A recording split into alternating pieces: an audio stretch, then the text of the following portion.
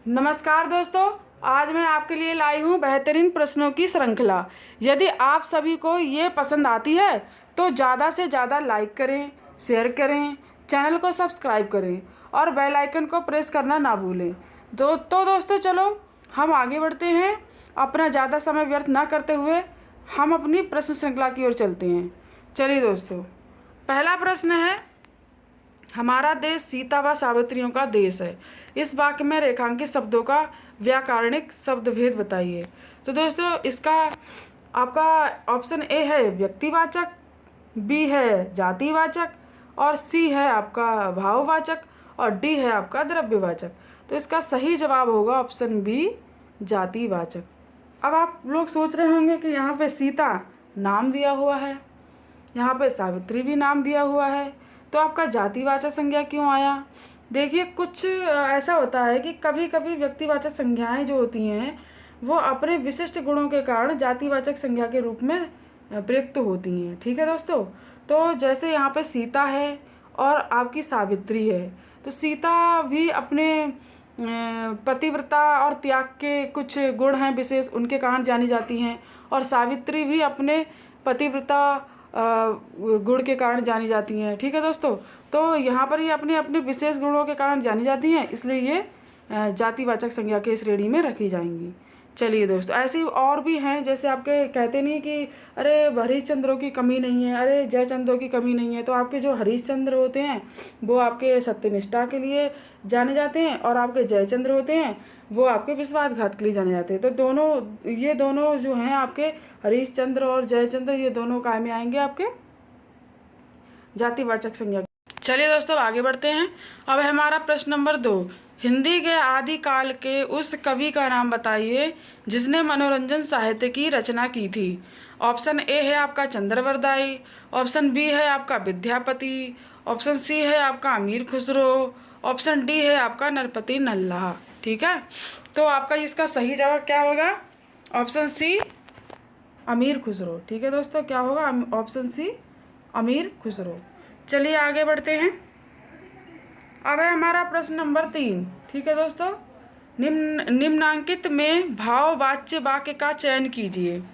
ठीक है दोस्तों, ऑप्शन ए है आपका खेल अच्छा है, बी कवि ने काव्य रचा, सी छात्रों द्वारा गीत गाया गया, डी मैंने काव्य पाठ किया। तो इसका सही जवाब होगा ऑप्शन सी छात्रों द्वारा गीत गाया गया। ठीक है दोस्तों, चलिए आगे बढ़ते हैं।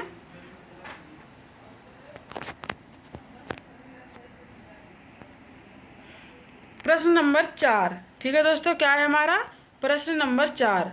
अंग्रेज शब्द मूलतः भाषा का है। Option A Hindi, option B फारसी, ऑप्शन सी तुर्की, ऑप्शन डी फ्रेंच। तो इसका सही जवाब होगा ऑप्शन डी फ्रेंच। चलिए अब आगे बढ़ते हैं। अब है हमारा प्रश्न नंबर 5, द्विवेदी युग का नामकरण किसके नाम पर हुआ? ऑप्शन ए है आपका हजारी प्रसाद द्विवेदी, ऑप्शन बी है आपका महावीर प्रसाद द्विवेदी, ऑप्शन सी है आपका शांति प्रिय द्विवेदी, ऑप्शन डी है आपका राम अवध द्विवेदी। तो इसका सही जवाब होगा दोस्तों ऑप्शन बी महावीर प्रसाद द्विवेदी। चलिए दोस्तों आगे बढ़ते हैं। अब है हमारा प्रश्न नंबर 6, अल्प प्राण के विषय में सही कथन है। ठीक है दोस्तों, अल्प प्राण के विषय में सही वचन या कथन है। तो आपका क्या है? ए ऑप्शन है हकार की ध्वनि वाले व्यंजन अल्प प्राण होते हैं, बी है सब स्वर अल्प प्राण हैं, सी है ऊष्म व्यंजन अल्प प्राण होते हैं, डी है प्रत्येक वर्ग का दूसरा और चौथा वर्ण अल्प प्राण होता है। ठीक है दोस्तों, तो इसका सही जवाब होगा सब स्वर अल्प प्राण हैं। ठीक है, सब स्वर अल्प प्राण हैं। चलिए दोस्तों अब आगे बढ़ते हैं। अब है हमारा प्रश्न नंबर 7, किस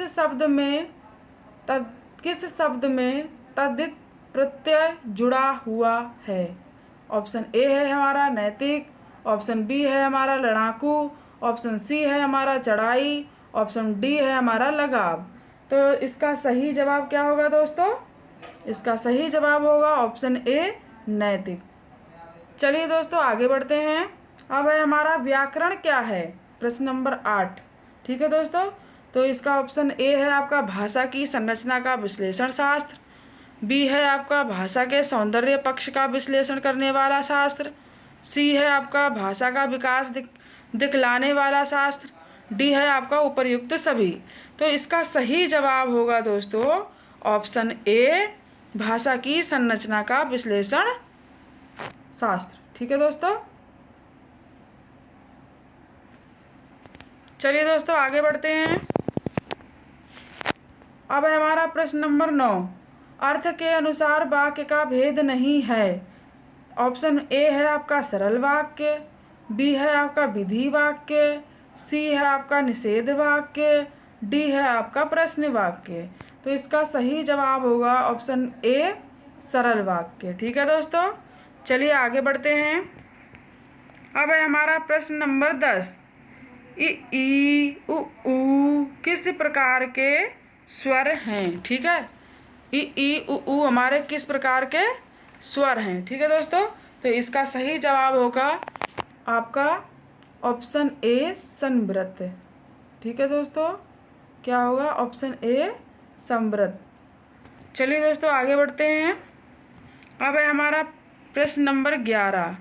किस शब्द में नज तत्पुरुष समास है? ठीक है दोस्तों, ऑप्शन ए है आपका अनभिज्ञ, ऑप्शन बी है आपका अनुकूल, ऑप्शन सी है आपका गंगाजल, ऑप्शन डी है आपका धर्माधर्म।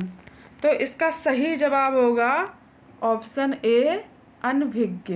ठीक है दोस्तों, चलिए आगे बढ़ते हैं।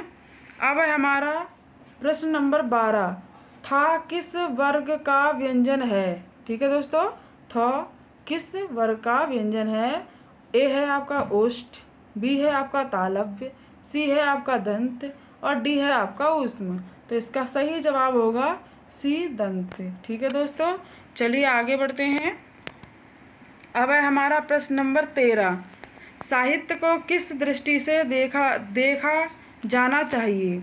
ए है आपका राष्ट्र की दृष्टि से, बी है आपका समाज की दृष्टि से, सी है आपका विश्व की दृष्टि से और डी है आपका मनुष्य की दृष्टि से। तो इसका सही जवाब है ऑप्शन डी मनुष्य की दृष्टि से। चलिए दोस्तों आगे बढ़ते हैं। अब है हमारा प्रश्न नंबर 14। संत काव्य में निर्गुण शब्द किस अर्थ में प्रयुक्त हुआ है? ठीक है दोस्तों, तो इसका ए है आपका गुणों से परे होना, बी है आपका गुणों से हीन होना, सी है आपका गुणों से मुक्त होना, डी है आपका गुणों में बंधा होना। ठीक है दोस्तों, तो इसका सही जवाब है ऑप्शन ए गुणों से परे होना। चलिए दोस्तों आगे बढ़ते हैं। अब है वह 9 2 11 हो गया वाक्य में कौन सी शब्द शक्ति है? ठीक है दोस्तों, तो मैंने आपको पढ़ाई थी ना कि इसमें कौन सी शक्ति है, आपकी रूढ़ा लक्षणा। ठीक है दोस्तों, कौन सी है? रूढ़ा लक्षणा। गौड़ी लक्षणा नहीं है, उपादान लक्षणा नहीं है, लक्षण लक्षणा नहीं है। ठीक है, आपकी क्या है? रूढ़ा लक्षणा है। दोस्तों प्रश्न श्रृंखला आपकी समाप्त हो चुकी है।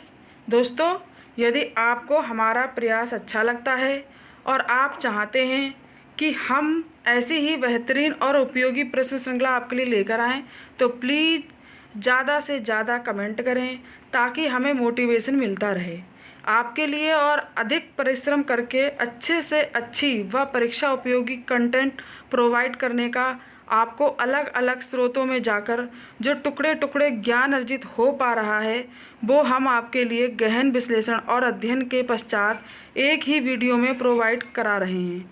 यदि आपने हमारी टॉपिक वाइज चल रही श्रृंखला को देखा है तो आप स्वयं से महसूस कर पा रहे होंगे। जो हमारे चैनल पर नए हैं और हमारी वीडियो पहली बार देख रहे हैं वे डिस्क्रिप्शन बॉक्स में जाकर हमारी सभी पिछली वीडियो को देख सकते हैं। सभी के लिए लिंक मैंने डिस्क्रिप्शन बॉक्स में छोड़ दिया है। धन्यवाद दोस्तों, नमस्कार।